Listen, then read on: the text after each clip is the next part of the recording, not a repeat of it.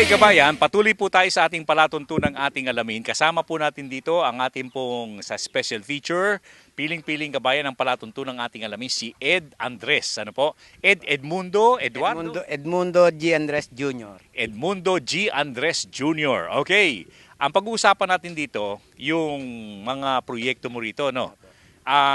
Sabi mo, isa kang architectural engineering graduate, ano?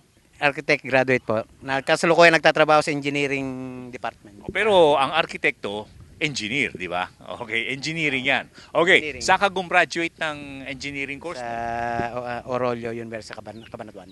Araulio University sa Cabanatuan City. Okay, bukod sa iyong pagiging isang miyembro sa staff ng engineering department ng Nueva Ecija, no? Sabi mo, nagtatanim ka ng palay, mangga, at you are the president of the Mango Racers Association sa Santo Domingo. Ano ang pinaka-role mo dyan sa, aside from being the president? Nagkukuhan po sila ang LGU po, nagbibigay po, nagpapamahagi po ng pampabublak lang ng mangga sa Okay. next season. Libre? Opo, libre po sa DA. Ganon. Opo. Being the president, ano ang pinaka-role mo rito sa distribution na ito? Isa po yung pinoprograma nga po ng pagbamangga rito yung makatipid po sa pag-spray ng mangga, kinukuha po ng yung DA ang pagbamangga rito sa Santo Domingo. So yung flower inducement, marami na rin nakakaalam sa mga Marami na farmer. po, marami na po. Pero anong assistance aside from the, binibigay sa inyo ng libreng gamot? Apo, actually po Sa flower induction?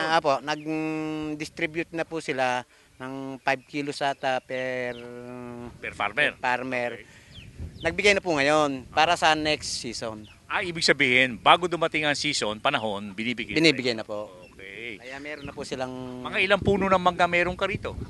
actually po ito isa po doon may 30 plus 20 po rito, mga 50. 50. At nabigay naman ang kita. Nabibigay po. Okay naman. Apo. Tapos ang palayan mo, mga ilang hektarya, ilang pita kang palayan mo? 1 hectare lang po yan. Isang hektarya. At ano itinatanim mo dyan? Palay lang po yan. Hindi, ano nga ang palay? Anong uri ng palay? Kung ano po ang binhing ko ngayon. Available. Available. May hybrid ka? Hindi po. Wala. Mayroon. So, certified seeds mo, Certified seeds. Triple 2. maghusay naman. Nga po. Mga ilang ka ba nang naibibigay sa iyo sa isang hektarya? Mga 130, 140 po per hectare. Okay na rin, ano ha? At sa palagay mo, kikita na rin ang isang farmer. Ay, dyan. kita na po yun. Kita. Okay, mabalik tayo bukod doon sa mga alagain na meron ka rito, sa mga iba't ibang uri ng hayop. Ito nagpapaganda ng sistema natin dito, sir. Arkitekto ka.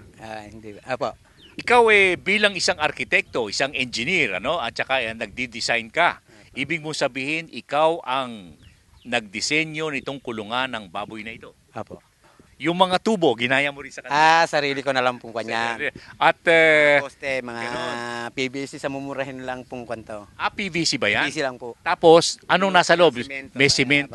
Bakal po. So, para makamura ka at hindi siya mangangalawang, uy, may nakukuha akong ideya sa Saka iyo. po, dito po kasi maanay. Oo. Kaya hindi po kayang tablan ng ana yan. Oo.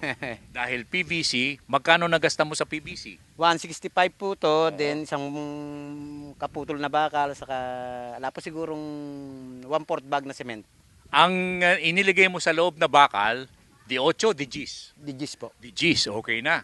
So, ilang poste yan ba? Meron ka na ring 7. Pito. 7 poste, magkabila, 14. Pagkatapos, meron kang 3, 14, 17, 18. Ano? Walo po sa tatlong Okay, 3 butas. Mga gaano kalaki itong butas ng alaga mo ng baboy? 5x5 po. 5x5. At ilan ang mailalagay natin dito? Actually po, 12. nakalagay po ata sa 1 pig Per square meter. meter. Pero ilan ang kakarga mo rito? Pwede kang 15, ano? Opo, pwede po. Meron kang itinayo doon na ang lagayan ay kawayan. Kawayan. Ano, halika rito. Yan ba ay para sa kagustuhan mo o gusto mo lamang na maipakita sa ating mga magsasaka na gusto at willing na magtayo ng ganyang klase?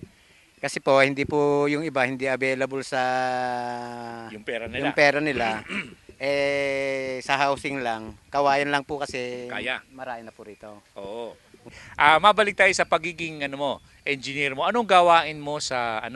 sa Engineering office po. engineering?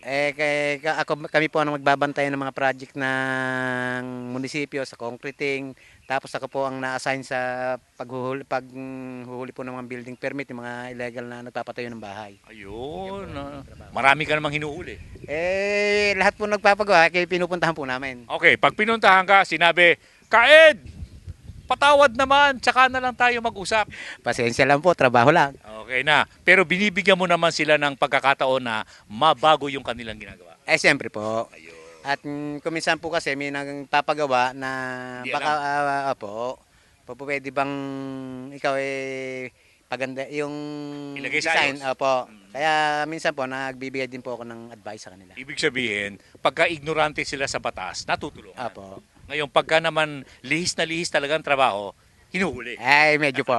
Okay, at sabi ni Mrs. 5 o 6 anak mo. 6 po. Sino naman ang gumagabay doon sa mga natapos mo na pwedeng pumalit?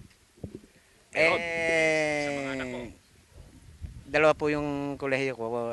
Kaso po, business administration po sila. Walang mahilig sa agriculture. Wala po. Ganon. Opo. At anong binabalak nilang gawin? Pagbutihin po muna nila yung pag-aaral nila. Bago sila sumunod sa iyo. Opo. Okay, kabayan ko. Isa pong natatanging magsasaka, isang natatanging kawani, kabayan ng pamahalaan at nagbibigay po ng magandang halimbawa sa ating pong mga kababayan tungkol po sa kanilang mga proyekto. Halimbawa, sa pag-aalaga po ng baboy, modelo po para sa mga hindi mayroong pagkakataong gumasta ng malaki at para doon sa may kaya-kaya, nagayahin po ang nasabing sistema. Kabayan, sa ngalan po ni Ed Andres, ito po naman ang inyong lingkod ka Jerry Hieronimo, nagsasabing ang larangan ng pananakahan, pangisdaan, mga palatuntunang pangkabuhayan, pati na po ang mga modelong ating pong ipinakikita sa ating palatuntunang ating alamin, ay nagsasabing hanggang sa muli, mabuhay po kayong lahat, kabayan.